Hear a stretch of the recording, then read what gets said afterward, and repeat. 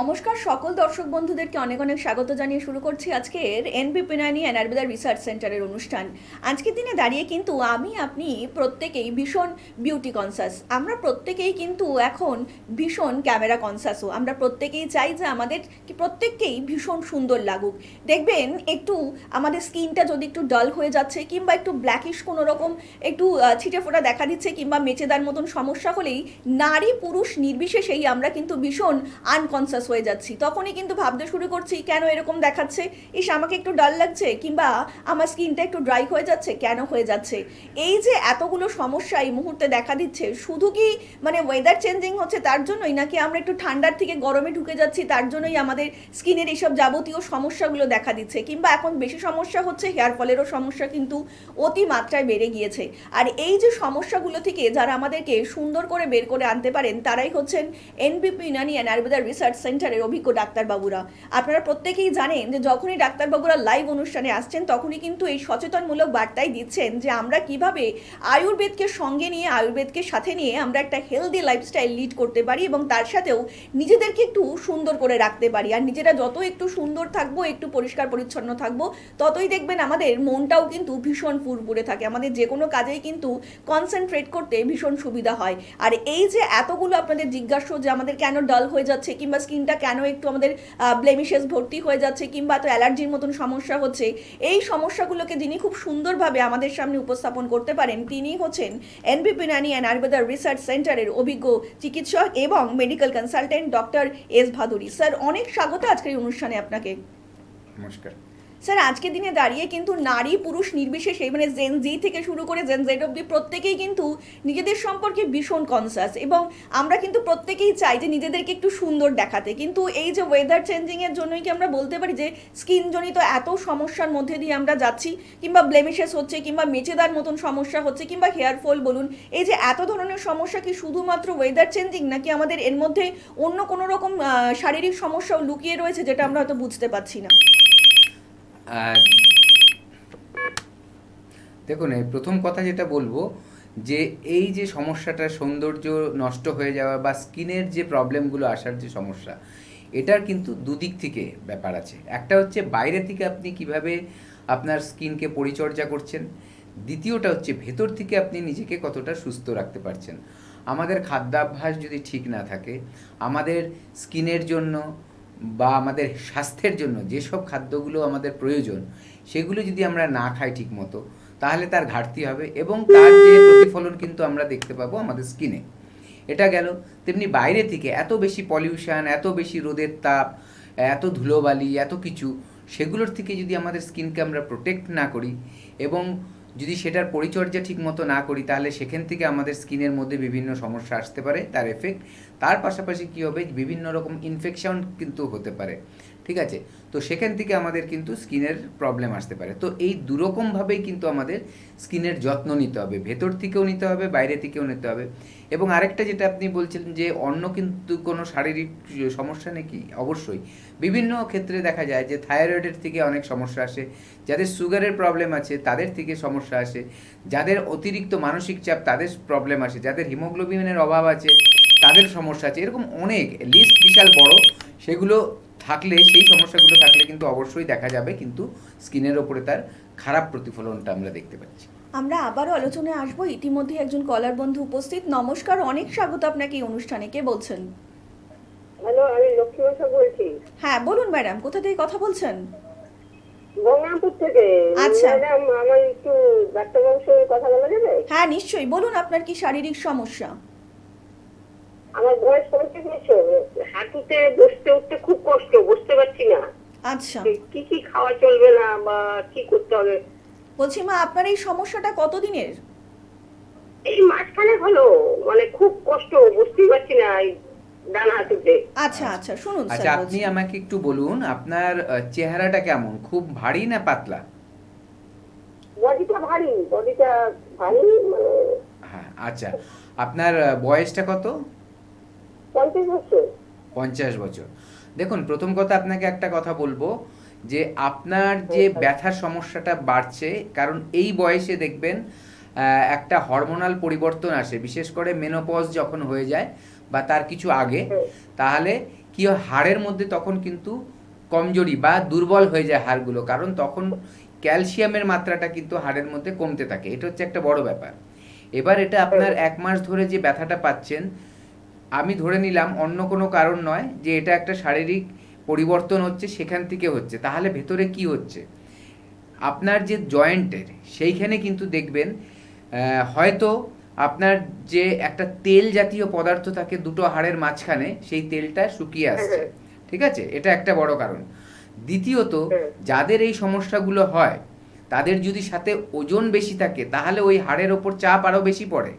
ঠিক আছে, এবং কোমরের শক্তিটাও কিন্তু তাদের কম থাকে। একটু আগে আমি আলোচনা করেছিলাম, ব্যথার যাদের প্রবলেম থাকে তাদের শুধু পায়ের শক্তি বাড়ালে চলবে না, কোমরেরও জোর বাড়াতে হয়। তার জন্য সেইভাবে কিছু ব্যায়াম আছে, কিছু নির্দিষ্ট আসন আছে যেগুলো করতে হবে এরকম। এবার খাদ্য খাবারের দিকে দিয়ে আসি। যদি শরীরের মধ্যে গ্যাস অতিরিক্ত মাত্রায় তৈরি হয়, তাহলে ব্যথা কিন্তু চট করে বেড়ে যাবে। আপনার খেয়াল রাখতে হবে আপনার পায়খানা যাতে পরিষ্কার হয়, রেগুলার হয়।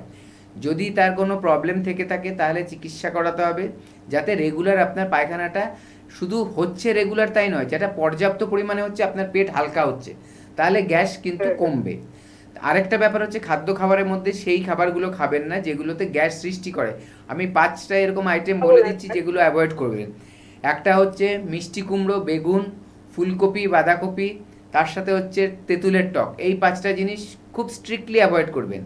আর তার সাথে যদি দেখে দিচ্ছেন আপনি যে দুধ খেলে আপনার গ্যাস বেড়ে যায়, বা দুধের কিছু প্রোডাক্ট খেলে গ্যাস বেড়ে যাচ্ছে, বা ধরুন পুঁই শাকের মতো জিনিসগুলোতে গ্যাস বেড়ে যাচ্ছে, সেগুলোকেও কিন্তু তার সাথে অ্যাভয়েড করবেন। ঠিক আছে, এইভাবে করুন। আর যদি দেখছেন যে এই ব্যথাগুলো কমাতে চান পার্মানেন্টলি, এবং ভবিষ্যতে এখন 50-50-এ 55 কিন্তু যদি এটার চিকিৎসা না করান ঠিক মতো, তাহলে আরও বেড়ে যাবে। তাহলে বলবো একবার অল্প থাকতেই আপনি আমাদের সাথে চলে আসুন, হেল্পলাইনে কল করুন। একটা মালদাতে কবে আসেন আপনি? আপনি ওই হেল্পলাইন নাম্বারটা একটু কল করুন, ডিটেলসে আপনাকে বলে দেবে মালদায় নেক্সট চেম্বার কবে আছে। ঠিক আছে, একটা যে হেল্পলাইন নাম্বার যাচ্ছে টিভিতে, সেই হেল্পলাইন নাম্বারটায় 27 আর 37 লাস্টে আছে, সেই নাম্বার দুটোর মধ্যে যে কোনো একটায় ফোন করুন, আপনাকে বলে দেবে আপনি কবে দেখাতে পারবেন আমাদের এখানে। ঠিক আছে, আচ্ছা আচ্ছা, নমস্কার স্যার, খুব নমস্কার। ভালো উপকার হলো। অনেক ধন্যবাদ। আর একটু বিস্তারিত জানতে অবশ্যই নিচে যে হেল্পলাইন নাম্বারটা রয়েছে সেখানে কিন্তু আপনারা যোগাযোগ করতেই পারেন। তার জন্য আপনাদেরকে ডায়াল করতে হবে 9830235527 অথবা 37 নাম্বারে। দেখুন, হেলদি লাইফস্টাইল মানেই কিন্তু যে আপনাদের বাহ্যিকভাবে লাইফস্টাইলটাকে হেলদি করতে হবে তা কিন্তু নয়, আভ্যন্তরীণভাবেও যাতে হেলদি খাওয়া দাওয়া, মানে শাকসবজি জাতীয় খাওয়া দাওয়া, ফলমূল জাতীয় খাওয়া দাওয়াও কিন্তু আপনাদেরকে আভ্যন্তরীণভাবে শরীরকে দিতে হবে, যাতে ভেতর থেকেও আপনারা হেলদি থাকতে পারেন। ডাক্তারবাবুরা যখনই লাইভ অনুষ্ঠানে আসছেন তখনই কিন্তু এটাই বোঝানোর চেষ্টা করছেন যাতে আমরা হেলদি খাবার খেয়ে কিভাবে নিজেদের জীবনকে একটু সুন্দর করে গুছিয়ে তুলতে পারি, এবং যত আমরা ভেতর থেকে হেলদি থাকবো তত কিন্তু সেই গ্লোটা আমাদের বাহ্যিকভাবেও দেখা দেবে। তার জন্য কিন্তু আমাদের বাহ্যিকভাবে আলাদা কিছু করার দরকারই পড়বে না। আমরা আবার আলোচনায় আসবো। ইতিমধ্যেই একজন কলার বন্ধু উপস্থিত। নমস্কার, অনেক স্বাগত আপনাকে এই অনুষ্ঠানে। কে বলছেন? মনীষা থেকে বলছি। হ্যাঁ, কোথা থেকে বলছেন ম্যাডাম? খুব ব্যথা লাগছে, হ্যাঁ, একটু পরিষ্কার করে একটু জোরে বলবেন, বোঝা যাচ্ছে না। পায়ের আঙুল খুব ব্যথা। পায়ের আঙুলগুলো আপনার খুব ব্যথা, তাই তো? কি খাওয়া যাবে? আচ্ছা, আপনার কত- বয়সটা একটু বলবেন? 33। 33। আচ্ছা, কতদিন ধরে আপনার এই সমস্যাটা? এই বয়স হচ্ছে। আচ্ছা আচ্ছা, শুনুন স্যার আচ্ছা, বলছি। আরেকটা আমি কথা জিজ্ঞাসা করছি, আপনার চেহারা কি খুব ভারী? না, আমার শরীরটা আর আপনি আরেকটা কথা বলুন, আপনার খাদ্য খাবারের তালিকায় কি কি খাবার থাকে বেশি? ভাত, মাছ, ভাই, মাছ, মাংস এগুলো বেশি থাকে, তাই তো? মাংসটা কম থাকে। মাছটা বেশি থাকে। আচ্ছা, আপনি শুনতে থাকুন, আমি বলছি। আপনার যে সমস্যাটা, সেই সমস্যাটা কিন্তু একটু কেয়ার করতে হবে। আজকে ধরুন আপনার পায়ের 1 বছর হয়ে গেছে ব্যথা হচ্ছে, কিন্তু কমছে না, কেন কমছে না আমাদের দেখতে হবে। এর জন্য আপনার একবার আমাদের কাছে আসতে হবে, হেল্পলাইন নাম্বারে কল করুন, জেনে নিন আপনার বাড়ির কাছাকাছি আমাদের কোথায় চেম্বার আছে, সেখানে আসুন, এসে দেখান। এর কিন্তু খুব সুন্দর ট্রিটমেন্ট আছে। আমাদের কাছে এলে আমরা ডাক্তারবাবুরা দেখে বলে দিতে পারবো যে কি কারণে আপনার এই ব্যথাটা সৃষ্টি হয়েছে, এবং সেই অনুযায়ী ট্রিটমেন্ট করলে আস্তে আস্তে কিন্তু আপনার প্রবলেমটা থেকে আপনি বেরিয়ে আসতে পারবেন। এখনই সারিয়ে নিন, কারণ 1 বছর অলরেডি হয়ে গেছে। এটা কেন হয়েছে এটা জানা খুব দরকার, কারণ আমাদের এখানে কিন্তু ট্রিটমেন্টটা আপনার ব্যথা কমানোর ট্রিটমেন্ট হবে না, যে ব্যথার ওষুধ দিয়ে দিলাম ব্যথা কমে গেল আবার 2 মাস পরে আবার আসলো, তা না।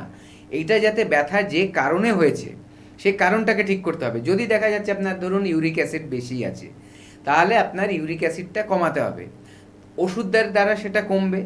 এবার কমে গিয়ে যাতে বেড়ে না যায় আবার ভবিষ্যতে, তার জন্য আপনাকে আমরা গাইড করব, কিভাবে খাওয়া দাওয়া করবেন, কোন খাবারগুলো আপনার জন্য ক্ষতিকারক সেগুলো বলে দেবো। সেইভাবে কিন্তু আপনার চললে দেখবেন আর ভবিষ্যতে সেটা ফিরেও আসবে না।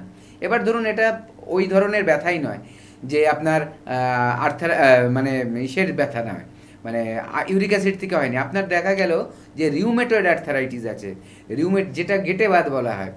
এই যে রিউমেটয়েড আর্থারাইটিস যদি হয়, তাহলে কিন্তু ওটা সাংঘাতিক, মানে বড় ধরনের একটা বড় প্রবলেম। কারণ ওইটা জয়েন্টের মধ্যে মেনলি কিন্তু রোগটা সৃষ্টি হয় না, রোগটা সৃষ্টি হয় আমাদের রক্তের মধ্যে। এবং রক্তকে তাহলে আমাদের কি করতে হবে, পিউরিফাই করতে হবে। আমাদের রক্তকে কিভাবে পিউরিফাই করবেন, আপনি কি তাহলে রক্ত ফেলে দিয়ে নতুন রক্ত ঢোকাবেন শরীরে? না, একেবারেই তাই নয়। এখানে করতে হবে, আমাদের কিছু আয়ুর্বেদিক পদ্ধতি আছে যার মাধ্যমে আপনার রক্তটাকে কিন্তু মানে পিউরিফাই করা যায় বা ডিটক্স করা যায় আপনার শরীরকে। যখন আপনার শরীরটা ডিটক্স হবে, ওষুধ খাবেন তার পাশাপাশি, অটোমেটিক দেখবেন আস্তে আস্তে ওই প্রবলেমগুলো আপনার কমে যাচ্ছে, এবং সেটা কিন্তু আপনি পার্মানেন্টলি সারাতে পারবেন। অনেক সময় দেখা যায় এক একজন ব্যক্তি এই ব্যথার কারণে বা কোনো একটা রোগ তার সৃষ্টি হয়ে গেছে, বলছে আমার তো সারা জীবন ওষুধ খেয়েই যেতে হবে। আপনি যদি কোনো একটা রোগের জন্য সারা জীবন ওষুধ খাচ্ছেন এবং রিপোর্টে দেখছেন আপনার ঠিক আসছে, তার মানে আপনার রোগটা সারেনি। ওই ওষুধের গুণ যতটুক সময় থাকছে ততটুক টাইমের মধ্যে রিপোর্ট যখন আপনি করছেন, দেখছেন যে আপনার রিপোর্টটা নর্মাল আসছে। আপনি কি সেই ওষুধটা না খেয়ে 1 মাস আপনি রিপোর্ট টেস্ট করে নর্মাল পাচ্ছেন? যদি পান তাহলে বুঝবেন আপনি নর্মাল। আর এটা কখন আপনি আমাদের এখানে যদি আসেন, তাহলে দেখবেন যে আমরা যখন চিকিৎসা করতে করতে একটা টাইমে দেখা যাবে যে আপনাকে আমরা বলছি যে আপনার সব সমস্যাগুলো যখন সমাধান হয়ে গেছে, এবার রিপোর্ট করুন, রিপোর্ট করে আমরা দেখে নিলাম, এবার বললাম না আর ওষুধ খেতে হবে না। যখন আর ওষুধ খেতে হবে না বলবো, আপনি 1 মাস পরেও টেস্ট করলে দেখবেন আপনার ঠিক রিপোর্টটাই বেরোচ্ছে। অবশ্যই আমাদের কথা শুনে চলতে হবে, এটা মাথায় রাখবেন। হ্যাঁ, আজকাল যে মডার্ন মেডিসিন আমরা দেখছি, সেখানে কি হচ্ছে, সিমটোম্যাটিক রিলিফ দেওয়া হয়, সেটারও দরকার আছে। সেটা কখন? ইমার্জেন্সি সিচুয়েশনে। ডাক্তারবাবুদের যখন আপনারা দেখান, ডাক্তারবাবুরা বলে দেয় না যে আপনি ব্যথার ওষুধ সারা জীবন ধরে খেয়ে যান। নিজে থেকে পেশেন্টরা এগুলো করে। একবারই ডাক্তারকে ফিস দেবো, সারা বারে বারে দেবো কেন? সেটা করলে চলবে না। ডাক্তারবাবুদের পরামর্শ দরকার, কারণ ডাক্তারবাবু জানে আপনার কখন দরকার সেটা দেওয়া, আর কতদিন পর সেটা বন্ধ করে দিতে হবে। নিজে থেকে করলে ভুল করবেন, এবং তার থেকে তখন দেখবেন নতুন নতুন রোগের সৃষ্টি হচ্ছে। 90% মানুষই কিন্তু তাই করে, শর্টকাট খোঁজে, ওষুধের দোকানে গিয়ে ওষুধ কিনে খায়। একেবারে উচিত নয়। আপনি যতই জানুন এই ওষুধটা আপনার জন্য ঠিক বা আগে খেয়েছেন, তবু একবার পরামর্শ করুন। আর বলবো নিজেকে সুস্থ রাখতে, রোগ যাতে না আসে সেটাকে প্রিভেন্ট করতে, বা যে রোগটা হচ্ছে অল্প সেগুলোকে তাড়াতাড়ি সারিয়ে নিতে বলবো। ফেলে রাখবেন না সেটা বড় হওয়া পর্যন্ত। আয়ুর্বেদে আসুন, আয়ুর্বেদ চিকিৎসা করুন, পার্মানেন্টলি সেই জায়গার থেকে বেরিয়ে আসতে পারবেন। আয়ুর্বেদ পদ্ধতিতে চিকিৎসা মানেই যে শুধুমাত্র আভ্যন্তরীণ চিকিৎসা তা নয়। আপনারা কিন্তু প্রত্যেকেই জানেন এনবি পিনানি অ্যান্ড আয়ুর্বেদা রিসার্চ সেন্টারের অভিজ্ঞ ডাক্তারবাবুদের পরামর্শে কিন্তু সম্পূর্ণভাবে অত্যাধুনিক আয়ুর্বেদিক পদ্ধতিতেই আপনার যে কোনো শারীরিক সমস্যারই ট্রিটমেন্ট করা হয়ে থাকে, যাকে বলে একদম রুট ট্রিটমেন্ট। আর এখানকার ডাক্তারবাবুরা প্রত্যেকটা মুহূর্তেই কিন্তু রিপোর্ট বেসড টাইম বাউন্ড ট্রিটমেন্টই করে থাকেন।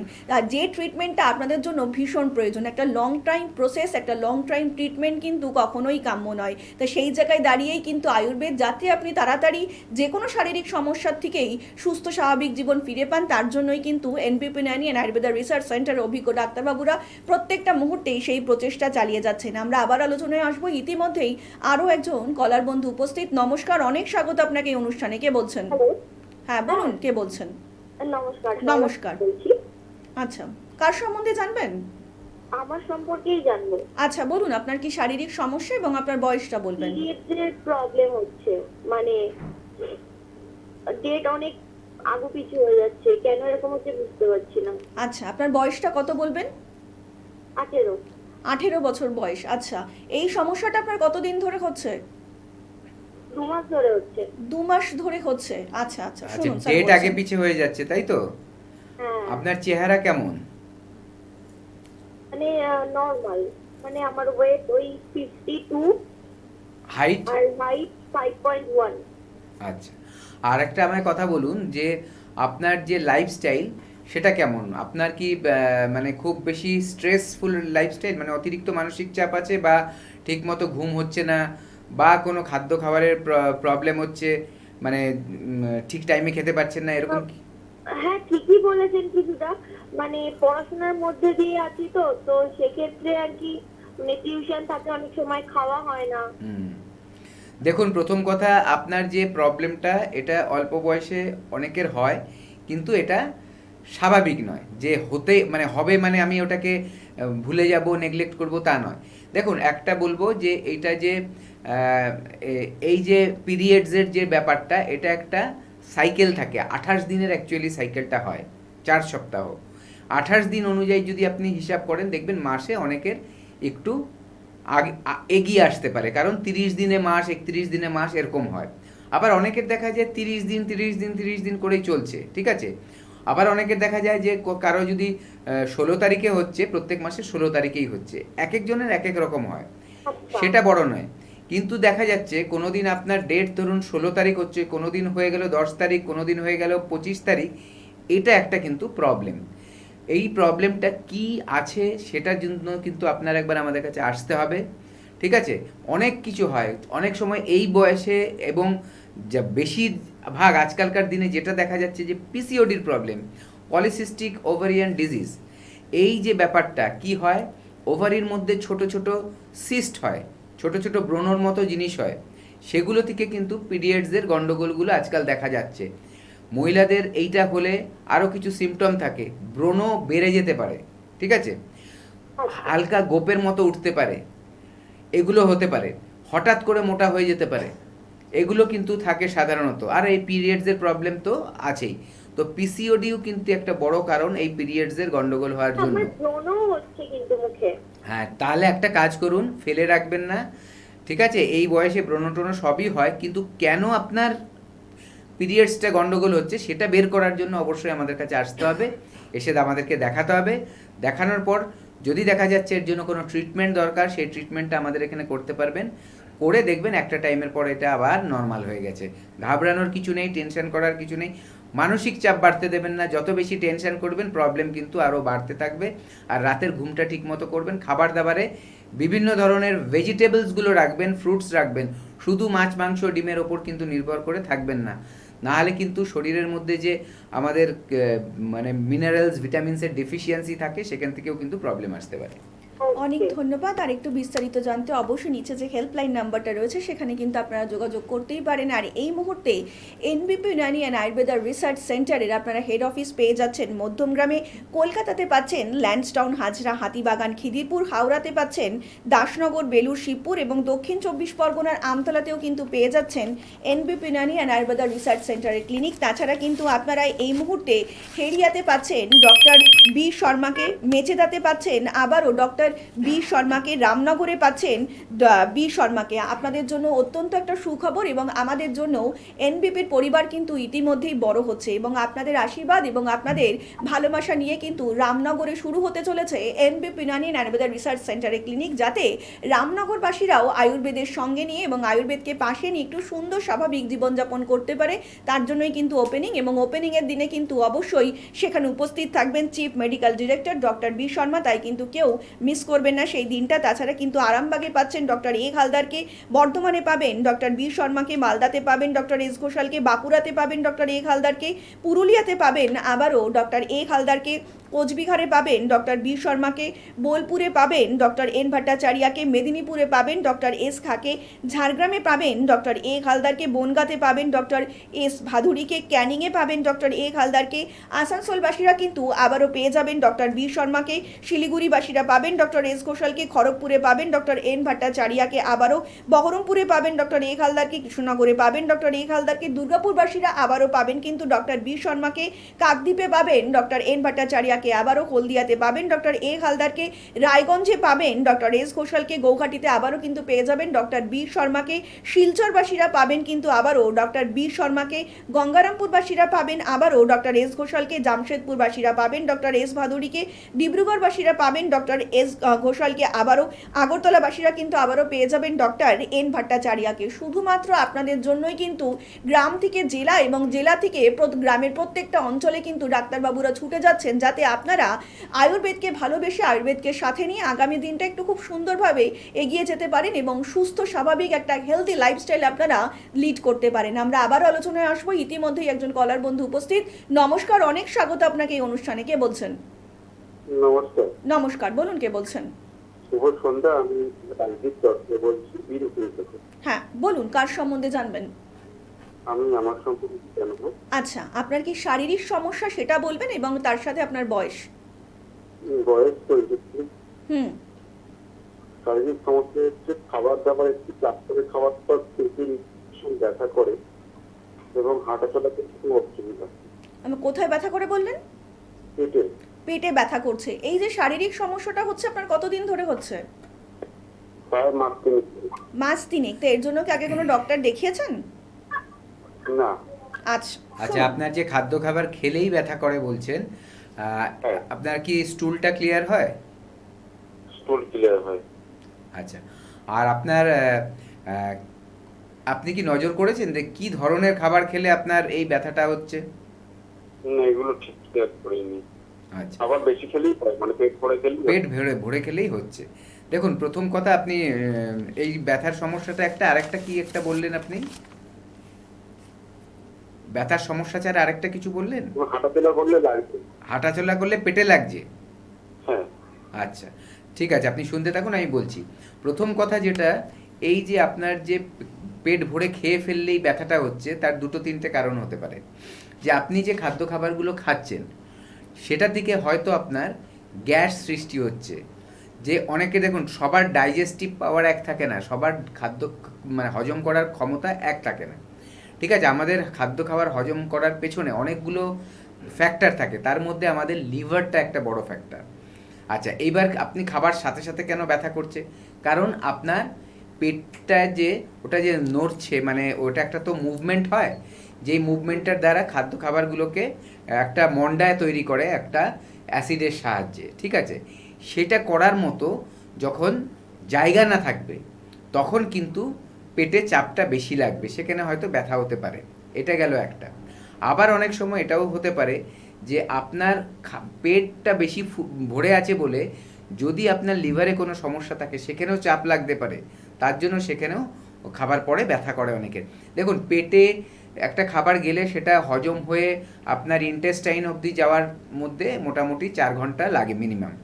তো সেটা হতে গিয়ে আপনি খাবার পরেই কেন ব্যথা করছে, তার মানে প্রবলেমটা কিন্তু পেট থেকেই শুরু হচ্ছে। পেটে যখন এটা ঢুকছে খাবারটা, আপনি বললেন এটা 3 মাসের মতো হয়েছে। এইবার আগে আপনার যদি অ্যাসিডিটির ধাত থেকে থাকতো বা গ্যাস হচ্ছে, তাহলে কিন্তু এটা নজর করতে হবে আপনার ওখানে কোনো রকম আলসার জাতীয় কিছু হয়নি তো, বা যদি আপনার অতিরিক্ত তেল জাতীয় খাদ্য খাবার খেয়ে ফেলছেন বা এমন কিছু রিচ রান্না করা খাচ্ছেন যেখান থেকে গ্যাস হয়ে যাচ্ছে, সেখান থেকে ব্যথা হচ্ছে না তো। এগুলো সবগুলোর উত্তর আপনি পাবেন একবার আমাদের কাছে আসতে হবে। আপনার হাঁটলেও ব্যথা হচ্ছে, মানে হাঁটার পর ভরপেট খেয়ে হাঁটলে আপনার পেটে চাপটা বেশি পড়ছে, মাসেলগুলো, পেটের মাসেলগুলো যখন হাঁটলে মুভমেন্ট হয় তখন ওই চাপটা পড়ছে আপনার স্টমাকে। ঠিক আছে, তো সঠিক জিনিসটা কিন্তু নির্ণয় করার জন্য শুধু শুনে করা যাবে না, কিছু কিছু জিনিস আছে শুধু শুনলে বোঝা যায় না যে কী থেকে হয়েছে। পেট ব্যথার হাজার কারণ থাকতে পারে, আমি আপনাকে আন্দাজে বলতে পারবো না অ্যাকচুয়ালি কী কারণে হচ্ছে। তার জন্য বলবো হেল্পলাইন নাম্বারে কল করুন, অ্যাপয়েন্টমেন্ট নিয়ে একবার আমাদেরকে এসে দেখিয়ে নিন। যদি সত্যি সত্যি সুস্থ নিরোগ জীবন চান তাহলে কিন্তু অবশ্যই আপনাদেরকে হাত ধরতে হবে এনবিপি ইউনানি আয়ুর্বেদা রিসার্চ সেন্টারের, কারণ এখানকার অভিজ্ঞ ডাক্তারবাবুরা প্রত্যেকটা মুহূর্তেই কিন্তু চাইছেন যাতে আপনারাও আগামী পরবর্তী জীবনটা খুব সুন্দরভাবে কাটাতে পারেন। আর আজকের মতন কিন্তু অনুষ্ঠান আমাদের এখানেই শেষ করতে হচ্ছে এবং কথা দিয়ে যাচ্ছি আপনাদের সকলের সঙ্গে দেখা হবে আগামী পর্বে। সকলে অনেক ভালো থাকবেন, নমস্কার। নাম আপনার? সম্পা জানা। কোন চেম্বারে দেখিয়েছিলেন? মেছাদা চেম্বারে। কি সমস্যা ছিল আপনার? আমার স্কিন অ্যালার্জি ছিল 5 বছর। এখানে ওখানে ডাক্তার দেখিয়ে কোনো মতে কিছু হয়নি, হলো সেরে গেল, আবার ওটা পুনরায় আবার ওষুধ শেষ, আবার বেরিয়ে গেল। তারপরে এখানে দেখিয়ে আমি মোটামুটি সুস্থ আছি। এখন ভালো আছেন? হ্যাঁ, এখন আমি ভালো আছি। নাম? আমার নাম মান্তু বিশ্বাস হালদার। আপনি কোথা থেকে বলছেন? আমি মঙ্গলগঞ্জ নীলকুঠি বিভূতিভূষণ অভয়ারণ্য ওই কাপাসাপি গ্রাম থেকে আচ্ছা, এসেছি। আপনি এনবিপিতে কোন চেম্বারে দেখাচ্ছেন? আমি বনগা চেম্বার থেকে ট্রিটমেন্ট করাচ্ছি। আচ্ছা, আপনি কি সমস্যা নিয়ে এসেছিলেন? আমার আর্থারাইটিস ছিল, ভীষণ হাই লেভেলের ছিল। তো এখন তো আমি প্রথমে চলতেই পারতাম না, মানে বিছানার চাদরটা যে টেনে গায়ে দেবো সেই ক্ষমতাটা আমার আঙুলের ছিল না, হাঁটতেও পারতাম না, খাবারটা যে হাতটা তুলে আমি মুখ পর্যন্ত আনবো সেই ক্ষমতাটাও আমার ছিল না। আচ্ছা, এনবিপিতে ট্রিটমেন্ট করে এখন আপনি কেমন আছেন? এখন তো হেঁটে চলে বেড়াচ্ছি, আমার আগের লাইফটা যেমন ছিল অনেকটা আমি সেই জায়গাটায় ফিরে এসেছি। তো এটা তো পাবো আমি প্রথমে ভাবতেই পারিনি, তাই আমার কাছে অবিশ্বাস্য যেটাও সম্ভব হয়। আচ্ছা, আপনি যে এই সমস্যা থেকে উদ্ধার হয়েছেন, তো পরবর্তী পেশেন্টদের জন্য আপনি কি বলতে চান? পরবর্তী পেশেন্টদের জন্য আমি বলবো আপনারা অবশ্যই আসুন, এখানে ট্রিটমেন্ট করান এবং বিশ্বাসের সাথে চলুন, তাহলে আপনারা অবশ্যই রেস্কিউ হবে সব রোগ থেকে। আপনার নাম? মান্তু বিশ্বাস হালদার। ম্যাডাম, আপনার নাম কি? অপর্ণা ব্যানার্জি। আপনি কোথা থেকে এসেছেন? আমি কাঁচরাপাড়া থেকে এসেছি। আচ্ছা, আপনি এনবিপিতে কি সমস্যা নিয়ে এসেছিলেন? আমার ঘাড়ে আর কোমরে ছিল কন্ডেলাইসিস, ওই সমস্যা নিয়ে আমি এসেছিলাম। আচ্ছা, আপনি এই রোগে কতদিন ধরে ভুগছিলেন? আমি তাও 2 বছর। 2 বছর ধরে। কেমন কন্ডিশন নিয়ে এসেছিলেন যখন আপনি আমি প্রথম এখানে এলেন? হাঁটতে চলতেই পারতাম না, আমি একদম মানে হাঁটু থেকে শুরু করে মাজা থেকে শুরু করে সব জায়গায় আমার যন্ত্রণা ছিল। আচ্ছা, 2 বছর ধরে এরকম ভুগছিলেন? 2 বছর ধরে আমি টানা ভুগেছি। আচ্ছা, এখানে কতদিন আগে এসে দেখিয়েছেন? এখানে 15 দিন আগে এসেছি আমি। 15 দিন আগে এসেছেন? হ্যাঁ। এবং ডাক্তারবাবুকে দেখিয়ে ওষুধ নিয়েছেন? ওষুধ নিয়েছি, 15 দিনের ওষুধ দিয়েছিল ডাক্তারবাবু আমাকে। আচ্ছা, তো 15 দিন পর আজকে যে এসেছেন আপনি এখন কেমন আছেন? অনেক ভালো, অনেক ভালো। 15 দিনে আমি ভাবতে পারিনি আমার এরকম রোগ এতটা কমে যাবে। আচ্ছা, আগের যে সমস্যাগুলো ছিল সেগুলো এখন আছে কি? না, এখন আর নেই। এখন ঘাড়ে ঠাড়ে ব্যথা ছিল আমার, সেগুলো নেই। আর এখন হাঁটাচলা করতে পারছেন? হ্যাঁ হ্যাঁ হ্যাঁ, হাঁটা চলা করতে পারছি। আচ্ছা, আর আপনি যে ধরুন এখন চলাফেরা করছেন তাতে ওই কষ্টগুলো হচ্ছে না? না না না, আগের মতো ওই কষ্টগুলো আর হচ্ছে না। আচ্ছা, তো আপনাকে একটু জিজ্ঞাসা করছি, যারা দর্শকরা আপনার এই ভিডিওটা দেখছে তাদের জন্য কি বলবেন? তাদের জন্য বলবো যে একবার এসে দেখুন, 15 দিন পরে বুঝতে পারবেন যে ডাক্তারবাবু কি ওষুধ দেয় আর কতটা শরীর ভালো থাকে। আপনাকে অসংখ্য ধন্যবাদ। নমস্কার দাদা, আপনার নামটা একটু বলবেন?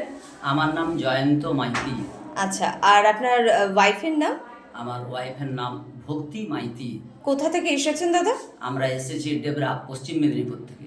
কি সমস্যার জন্য ডক্টর বি শর্মার কাছে এসেছিলেন? আমি বি শর্মার কাছে এসেছিলাম, আমার পেটের খুব সমস্যা ছিল, একবেলা খাওয়ার পর অপরবেলা খেতে পারতাম না, এবং অল্প কিছু খেয়ে নিলেই আমার পেট একদম সমদম হয়ে থাকতো, এবং সেই সঙ্গে আমার আরও অন্যান্য কিছু পেচ্ছাপেরও খুব খুব বিরাট সমস্যা ছিল, এবং আমার বছরের মধ্যে 2 বার অন্তপক্ষে স্যালাইন ব্যবস্থা আমার থাকতো। খুব সমস্যায় পড়ে যায়, হঠাৎ যখন তখন আমি সেন্সলেস হয়ে পড়তাম। বেশ, সেই দিক থেকে এখন আমি খুব ভালো আছি এবং খুব আরাম বোধ করছি। বেশ। আর আপনার স্ত্রী কি সমস্যার জন্য ডক্টর বি শর্মাকে দেখাচ্ছেন?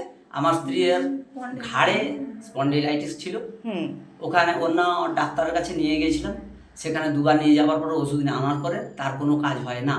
তারপরেই আমি সঙ্গে করে, যেখানে আমার ওষুধ খাচ্ছিলাম বি শর্মা বাবুর কাছে, আমি সঙ্গে করে নিয়ে এসে এখানে দেখালাম, এবং 4 ভাগের 3 ভাগ কমেছে এবং খুব ভালো।